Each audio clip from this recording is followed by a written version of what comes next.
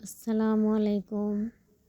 সাধারণ রান্নাঘর থেকে দেখাবো এই লাউয়ের ভিতরের দানা দিয়ে সুন্দর করে চিংড়ি মাছ দিয়ে এটাকে এখন চুলায় দিয়ে ভাজবো। চিংড়ি মাছ আর সাথে দিব পেঁয়াজ, সুন্দর করে লাড়াচাড়া দিয়ে এখন দিয়ে দিব একটুখানি হলুদের ফাঁকি, লবণ, স্বাদ মতো লবণ দিয়ে খুব আলগোস্তে লাড়া দিয়ে সুন্দর করে দানাগুলি দিয়ে দিব। দানাগুলি আস্তে আস্তে নেড়ে চেড়ে সুন্দর মতো এটাকে এখন ভাপে ঢেকে দিব। একটু ভাপে ঢেকে দিয়ে এটাকে নরম আর সফট করব। পরে মরিচ ভাজা লইছি, মরিচটাকে সুন্দর করে পাটায় বেটে এখন এটাকে বাটবো। বাইটা সুন্দর মতো এটাকে এখন মরিচ বাটা শেষ, এখন দানাটিও বাটবো।